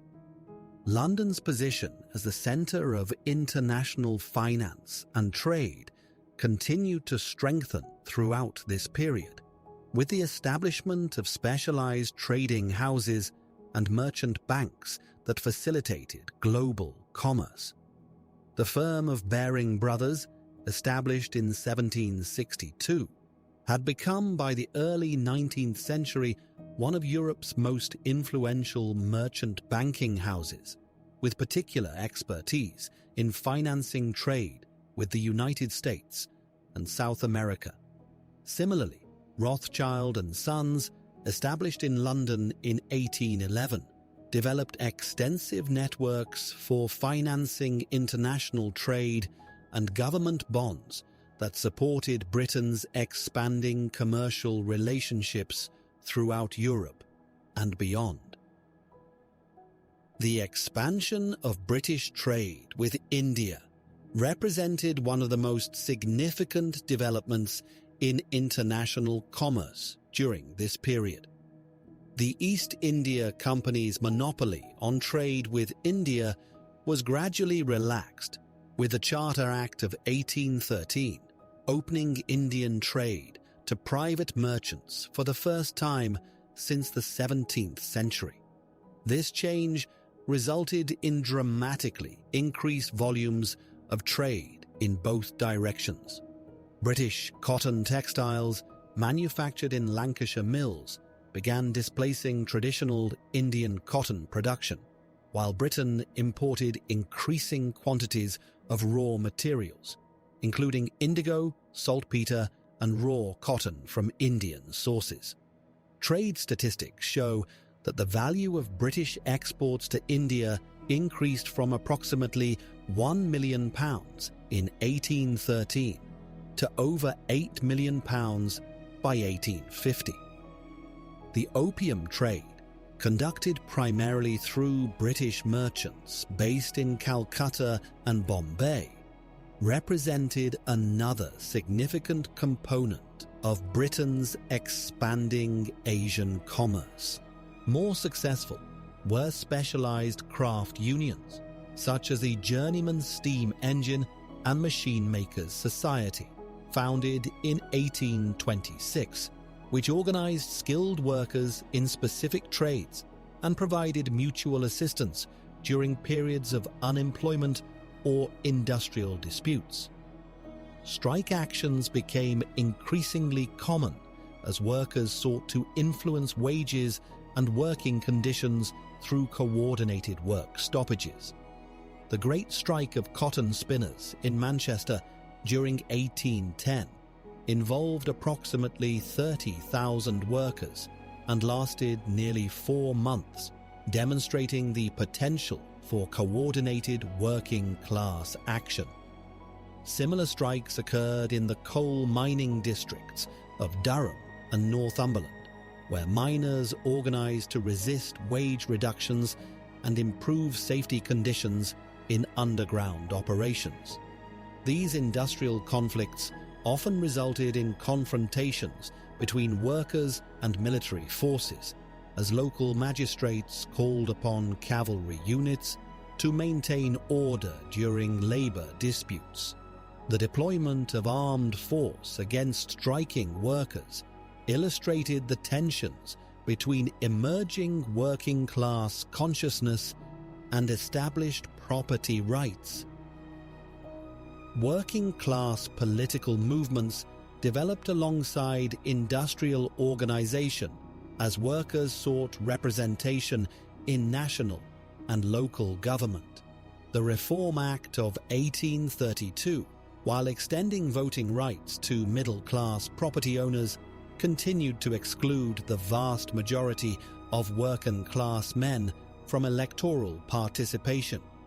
This exclusion generated support for Chartism, a movement that demanded universal male suffrage, secret ballot voting, annual parliamentary elections, and the elimination of property qualifications for members of Parliament. The Chartist petition of 1842 contained over 3 million signatures, representing the largest organised political movement in British history to that date.